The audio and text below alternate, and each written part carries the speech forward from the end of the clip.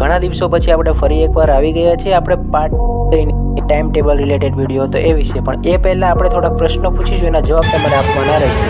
તો ચાલુ કરીએ. આપણે પહેલો પ્રશ્ન ઇતિહાસનો છે કે ચાવડા વંશના છેલ્લા રાજા કોણ હતા? તો એ પ્રશ્નનો જવાબ તમારે કોમેન્ટ બોક્સમાં દેવાનો છે સાચો. અને વિજ્ઞાનનો બીજો પ્રશ્ન છે કયા ઉપયોગ રેફ્રિજરેટર, એર કન્ડિશનર અને પેન્ટ ટ્યુબમાં થાય છે? તો વિજ્ઞાનનો અને ઇતિહાસના બે પ્રશ્ન છે, એના જવાબ તમે સાચા આપી શકતા હોય તો વિડીયો તમે આગળ જોશો, અને ન આપતા હોય તો પણ તમે વિડીયો આગળ જોશો, તમને ખબર પડી જશે.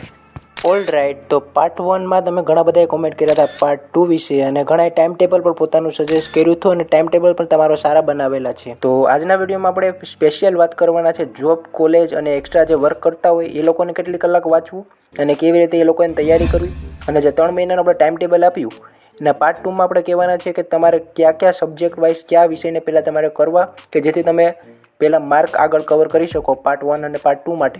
તો એવી રીતે જે આપણે વાત કરી રહ્યા છીએ કે ગણિત, રિઝનિંગ જેવા વિષય પહેલાં કરવા પડે તો આપણે ટાઈમ ટેબલ પહેલાં બનાવ્યું હતું. એ જો હજી તમે ન જોયું હોય તો નીચે આઈ બટનમાં તમને ડિસ્ક્રિપ્શન બોક્સમાં પણ લિંક મળી જાય, જ્યાં તમે જો ટાઈમ ટેબલ તમે જોઈ લો. ત્યારબાદ આપણે વાત કરીએ કે 3 મહિના આપણે બનાવ્યું હતું, એમાં 8 કલાક તમારે વાત વિષય ક્યાં ક્યાં કરવા પહેલાં. તો પહેલાંના 2 મહિના તમને અઘરા વિષય તમારે કરવાના છે, જેમ કે ગણિત, રિઝનિંગ, બંધારણ, જનરલ નોલેજ, કરંટ, ઇતિહાસ, ભૂગોળ, વિજ્ઞાન. તો 100% તમારે એ કમ્પ્લીટ કરવાના છે, એમાં તમારે સ્કીપ કાંઈ નથી કરવાનું. પછી વધ્યો 1 મહિનો. હવે 1 મહિના માટે એક્ઝામ નજદીક આવી ગઈ હોય તો બાકી રહેલ વિષય તમારે કરવાના છે, અને સાથે જે પહેલાં વિષય કર્યા એનું રિવિઝન કરવાનું છે. તો આ 3 મહિનાનું તમારું ટાઈમ ટેબલ, એમાં તમારે વિષય આવી રીતે ફાળવવાના છે કે પહેલાં 2 મહિનામાં તમારે વગર કોઈ પણ આળસ વગર એટલા વિષય તો કમ્પ્લીટ કરવાના જ છે. એટલે આ ટાર્ગેટ તો તમારે રાખવાનો જ છે કે મારે એટલા વિષય પહેલાં 100% પૂરા કરવાના છે, બાકીના વિષય તમારે પછી પૂરા કરવાના છે. કરવાના તો છે, આળસ નથી રાખવાની. પછી કહેતા નહીં કે સાહેબ મેં 3 મહિનાનું ટાઈમ ટેબલ બનાવી દીધું, વિષય પણ ફાળવી દીધા, હવે મારથી થતું નથી. તો એ માટે આ રીલ એના માટે જ છે.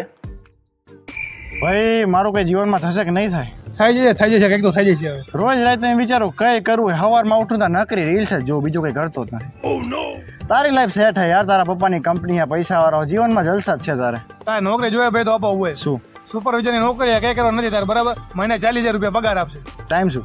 ટાઈમ સવારના 8 થી સાંજના 8 સુધી. ના ચાલે ને યાર, ઉઠું જ 10 વાગે, 10 થી 12 તૈયાર થયું, 12 વાગે હાલશે? ના નહીં હાલે. રહેવા દો. પણ બીજો આઈડિયા હે મારી પાસે. શું? રોકાણ બધું હું કરી નાખું, તારે ખાલી ધંધે જવાનું હોય. બોલ. ટાઈમ શું? ટાઈમ સવારના 12 થી સાંજના 12 સુધી. ના ચાલે ને યાર, બપોરે મારે 1 થી 4 તો સુવા જ જોઈએ જ જોઈએ. તો તારે કરવું શું એ? કરવામાં ભાઈ એવું છે ને કે હું બેઠો હું નસીબના ભરોસે. જો નસીબમાં આવશે તો પૈસો જાતે હાલીને આવશે, જો નસીબમાં નહીં હોય તો ગમે એટલા માથા પસારશો તો મેર આવવાનો છે. તો આ વિડીયો શેર કરજો એ લોકોને કે જે આળસુ છે. તો મોટિવેશન થવા માટે એ લોકોએ સૌથી પ્રથમ જે પણ ભરતીની તૈયારી કરતા હોય એનો પગાર જોવાનો છે.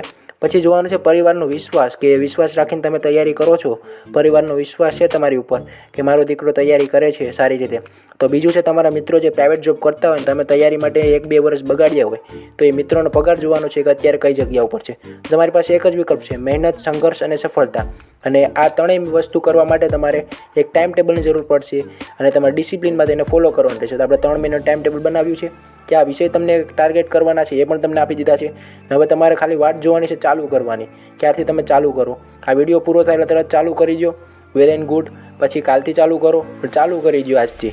અને એનાથી પણ તમારે મોટિવેશન જોતું હોય તો આપણે પાર્ટ 1માં કીધું હતું કે કાર્ડવાળા આપણી પાસે ટાઈમ ટેબલના આખા શેડ બનાવેલા છે કે જે અત્યારે આપણે આપી રહ્યા છે વિદ્યાર્થીઓને. તો જો તમારે તે બાય કરવા હોય તો ડિસ્ક્રિપ્શન બોક્સમાં લિંક આપેલી છે એની, કે જેમાં તમારે કેલેન્ડર રાખવું આવશે, 12 મહિનાનું સેટ આવશે, મોટિવેશનલ કાર્ડ આવશે, ને એમાં તમે તમારા ટોપ 2025ના ગોલ પણ લખીને તમે કરી શકશો કે મેં આજે આ ગોલ કમ્પ્લીટ કરવાનો છે મારો, કે 2025ની ભરતીમાં મારે લાગવાનું છે. એવી રીતના ગોલ બનાવીને ટાર્ગેટ તમારા સામે રાખો સ્ટેન્ડ ઉપર, તો તમે તૈયારીમાંથી ભટકશો જ નહીં, કારણ કે આ તમને કાર્ડ અને સ્ટેન્ડ ઉપર રાખેલ તમને ભટકવા નહીં દેશે.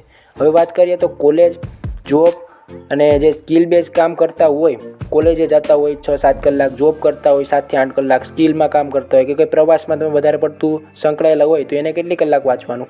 તો 6 કલાક તો રેગ્યુલર વાંચવાનું રહેશે જ, કારણ કે 6 કલાકમાં તમે તમારું સિલેબસ માંડ કવર કરશો. બાકીના રેગ્યુલર જે છે એ લોકો વાંચતા હોય એને તો 8 કલાક જ છે, એને 8 કલાકમાંથી 6 કલાક નથી કરવાની, એને 8 કલાક વાંચવાનું જ છે કે જે અત્યારે માત્ર તૈયારી કરે છે એ 8 ફરજ. બાકીના જે જોબ, કોલેજ તૈયારી કરતા હોય એને 6 કલાક વાંચવાનું છે. તમે 6 કલાકમાંથી 8 કલાક આવો તો વધારે સારું છે, પણ બાકી તમારે 6 કલાક તો વાંચવાનું જ છે, ટાઈમ કાઢવાનો છે તમારે.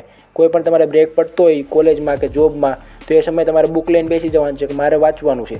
કારણ કે બીજા જે મજાક કરતા હોય એ સીધા પ્રાઇવેટ કંપનીમાં જોબ લાગશે અને તમે તૈયારી કરી હશે અને તમે પરીક્ષા આપશો, પાસ થઈ જશો, જોઈનિંગ લેટર આવશે તો તમે સીધા સરકારી ભરતીમાં લાગશો.